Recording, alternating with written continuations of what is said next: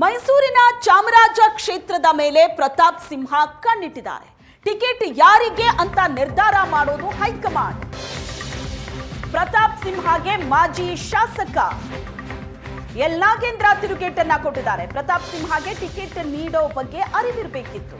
ಯಾವ ಕಾರಣಕ್ಕೆ ಪ್ರತಾಪ್ ಸಿಂಹ ಈ ರೀತಿ ಹೇಳಿದ್ರೋ ಗೊತ್ತಿಲ್ಲ. ನಾನು ಪಕ್ಷದ ಸಂಘಟನೆಗಾಗಿ ದುಡಿತಾ ಇದ್ದೀನಿ ಅಂತ ನಾಗೇಂದ್ರ ಹೇಳಿಕೆ ಕೊಟ್ಟಿದ್ದಾರೆ. ಹೈಕಮಾಂಡ್ ವರಿಷ್ಠರು ಎಲ್ಲವನ್ನ ಗಮನಿಸ್ತಾ ಇದ್ದಾರೆ. ಸಾರ್ವಜನಿಕರಲ್ಲಿ ಯಾರೂ ಗೊಂದಲವನ್ನ ಮೂಡಿಸಬೇಡಿ, ಟಿಕೆಟ್ ಯಾರಿಗೆ ಅನ್ನೋದು ಹೈಕಮಾಂಡ್ನ ತೀರ್ಮಾನ ಅಂತ ಹೇಳಿಕೆ ಕೊಟ್ಟಿದ್ದಾರೆ. ಹೈಕಮಾಂಡ್ ವರಿಷ್ಠರು ಎಲ್ಲವನ್ನ ಗಮನಿಸ್ತಾ ಇದ್ದಾರೆ. ಗೊಂದಲ ಮೂಡಿಸಬೇಡಿ ಸಾರ್ವಜನಿಕರಲ್ಲಿ ಯಾರು ಕೂಡ, ಟಿಕೆಟ್ ಯಾರಿಗೆ ಅನ್ನೋದು ಹೈಕಮಾಂಡ್ ತೀರ್ಮಾನ ಅಂತ ಹೇಳಿಕೆ ಕೊಟ್ಟಿದ್ದಾರೆ. ಈಗ ನಾವು ಯಾರ ಬಗ್ಗೆ ಪ್ರೀತಿ ಅಭಿಮಾನ ಇಟ್ಕೊಂಡಿದ್ದೀವಿ ಅವರ ಹೆಸರಲ್ಲಿ ಕ್ಯಾಲೆಂಡರ್ ಬಿಡುಗಡೆ ಮಾಡುವಂಥದ್ದು ಇದೆಲ್ಲ ವಾಡಿಕೆಯಾಗಿ ಬಂದಿದೆ. ಇವತ್ತು ನಮ್ಮ ಚಾಮರಾಜ ಕ್ಷೇತ್ರದಲ್ಲಿರುವಂತಹ, ನಮ್ಮ ಮೈಸೂರಿನ ನಗರದಲ್ಲಿರುವಂಥ ಕಳೆದ 10 ವರ್ಷಗಳಿಂದ ನನ್ನ ಕೆಲಸ ಕಾರ್ಯಗಳನ್ನು ನೋಡಿದಂತಹ, ಮೆಚ್ಚಿದಂತಹ, ನನ್ನ ಬಗ್ಗೆ ಪ್ರೀತಿ ವಿಶ್ವಾಸವನ್ನು ಇಟ್ಕೊಂಡಿರುವಂತಹ ಎಲ್ಲ ಸ್ನೇಹಿತರು ಸೇರಿ, ಹಾಗೆ ಎಲ್ಲರೂ ಕೂಡ ನಮ್ಮ ಎಲ್ಲ ಹಿತೈಷಿಗಳು ಸೇರಿ ಈ ಒಂದು ಕ್ಯಾಲೆಂಡರ್ನ ಹೊರಗಡೆ ತಂದಿದ್ದೀವಿ. ಈ ಕ್ಯಾಲೆಂಡರ್ ಬಿಡುಗಡೆ ಕಾರ್ಯಕ್ರಮವನ್ನು ನಮ್ಮ ಮಾಧ್ಯಮಗಳ ಸಮ್ಮುಖದಲ್ಲಿ ಮಾಡಲಾಗಿದೆ. ಇದರಲ್ಲಿ ವಿಶೇಷವಾಗಿ ಕ್ಯಾಲೆಂಡರ್ನಲ್ಲಿ 10 ವರ್ಷಗಳ ನನ್ನ ಸಂಸದನ ಕಾರ್ಯಾವಧಿಯಲ್ಲಿ ನಾನು ಮಾಡಿರುವಂಥ ಕೆಲಸಗಳು, ಅದು ಬೆಂಗಳೂರು ಮೈಸೂರು ಹೈವೇ ಇರ್ಬೋದು, ಮೈಸೂರು ರಿಂಗ್ ರೋಡನ್ನು ರಾಷ್ಟ್ರೀಯ ಹೆದ್ದಾರಿಯನ್ನಾಗಿ ಮಾಡಿಕೊಂಡು ಅದನ್ನು ಅಭಿವೃದ್ಧಿ ಮಾಡಿದ್ದಿರ್ಬೋದು, ಹೀಗೆ 10 ಹಲವು ಕಾರ್ಯಗಳನ್ನು ಒಳಗೊಂಡಿರುವಂತಹ ಕ್ಯಾಲೆಂಡರ್ನ ನಾವು ಬಿಡುಗಡೆಯನ್ನು ಮಾಡಿದ್ದೀವಿ. ಇದೆಲ್ಲ ನಮ್ಮ ಆಮೇಲೆ ಪಾಸ್ಪೋರ್ಟ್ ಸೇವಾ ಕೇಂದ್ರನೂ ಕೂಡ ಈ ಭಾಗದಲ್ಲೇ ಮಾಡಿದ್ದು. ಹಾಗಾಗಿ ಈ ಎಲ್ಲ ವಿಚಾರಗಳನ್ನು ಇಟ್ಕೊಂಡು ಇವತ್ತು ಮೈಸೂರು ಈ ಎಲ್ಲ ಕಾಮಗಾರಿಗಳನ್ನು ನಾನು 10 ವರ್ಷಗಳ ಅಧಿಕಾರಾವಧಿಯಲ್ಲಿ ತಗೊಂಡ್ಬಂದೆ. ಜನರ ಆಶೀರ್ವಾದನ ಮಾಡಿದರು.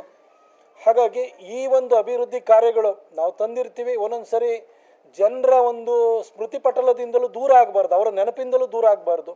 ಒಂದೊಂದು ಸರಿ ನಾವು ನೆನಪು ಮಾಡಿಕೊಡ್ಲೇಬೇಕಾಗುತ್ತೆ. ಹಾಗಂತ ಮೈಸೂರವ್ರು ಯಾವತ್ತೂ ಮರ್ತಿಲ್ಲ. ಹಾಗಾಗಿ ಈ ಎಲ್ಲ ಕಾರ್ಯಗಳನ್ನು ಒಳಗೊಂಡಿರುವಂತಹ ಕ್ಯಾಲೆಂಡರ್ನ ಬಿಡುಗಡೆ ಮಾಡಿದ್ದೀವಿ. ಹೀಗೆ ನಾವು ಯಾರ ಬಗ್ಗೆ ಪ್ರೀತಿ ಅಭಿಮಾನ, ನನ್ನ ಬಗ್ಗೆ ಯಾವುದೇ ರೀತಿಯಾದಂಥ ಆಪಾದನೆ ಇಲ್ಲ, ನನ್ನ ಬಗ್ಗೆ ಯಾವುದೇ ರೀತಿಯಾದಂಥ ನಾನು ಹೋಗಿ ಯಾವುದೇ ರೀತಿಯಾದಂಥ ಸ್ಟೇ ತಗೊಂಡಿಲ್ಲ. ಈ ರೀತಿ ಎಲ್ಲವೂ ಸಹ ಗೊತ್ತಿರ್ತಕ್ಕಂಥ ವಿಷಯನೇ. ಕಳೆದ ಬಾರಿನೂ ಸಹ ಅವ್ರು ಹೇಳಿದರು, ಪಾರ್ಲಿಮೆಂಟಿಗೆ ನಾನಲ್ಲದೆ ಬೇರೆ ಯಾರು ಅಂತ ಹೇಳಿದರು. ಅದಾಯ್ತಾ? ಆಗಿಲ್ಲ. ಆ ಕಾರಣದಿಂದ ನಾ ಹೇಳೋದಿಷ್ಟೇ, ನಾವು ಪಕ್ಷ ಸಂಘಟನೆ ಮಾಡೋದು ನನ್ನ ದೃಷ್ಟಿಯಲ್ಲಿ ನಾನೊಬ್ಬ ಅಧ್ಯಕ್ಷನಾಗಿ, ನಗರ ಅಧ್ಯಕ್ಷನಾಗಿ ನಾನು 4 ಕ್ಷೇತ್ರನ ಗೆಲ್ಲಿಸುವಂಥ ಜವಾಬ್ದಾರಿ ನನ್ನ ಮೇಲಿದೆ. ನಾನು ಅದ್ರ ಬಗ್ಗೆ ಹೆಚ್ಚು ಒತ್ತು ಕೊಡ್ತೀನಿ ಹೊರತು ಈ ರೀತಿಯಾದಂಥ ವಿಚಾರಗಳಿಗೆ ನಾನು ಒತ್ತು ಕೊಡೋಲ್ಲ.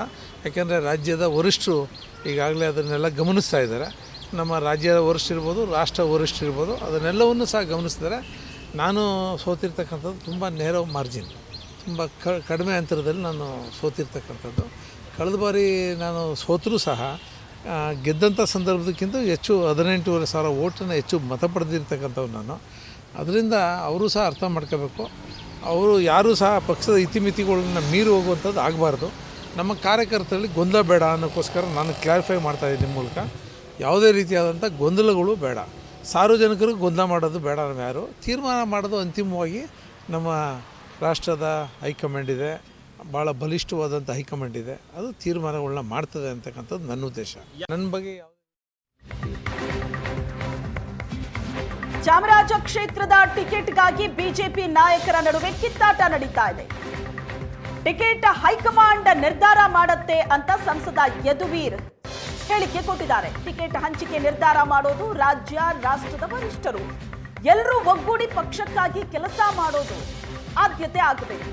ಟಿಕೆಟ್ ಹಂಚಿಕೆಯಲ್ಲಿ ವರಿಷ್ಠರ ತೀರ್ಮಾನವೇ ಅಂತಿಮವಾಗಿರುತ್ತೆ ಅಂತ ಮೈಸೂರಿನಲ್ಲಿ ಬಿಜೆಪಿ ಸಂಸದ ಯದುವೀರ್ ಒಡೆಯರ್ ಹೇಳಿಕೆ ಕೊಟ್ಟಿದ್ದಾರೆ.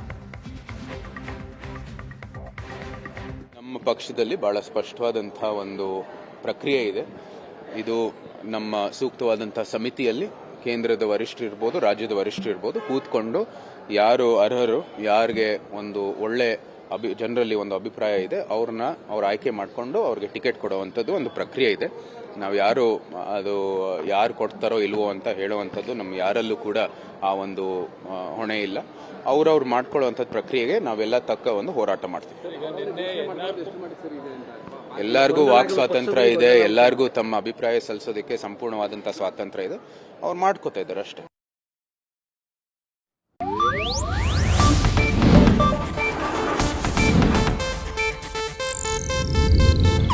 ಇದು ಏಷ್ಯಾನೆಟ್ ನ್ಯೂಸ್ ನೆಟ್ವರ್ಕ್ ಪ್ರಸ್ತುತಿ.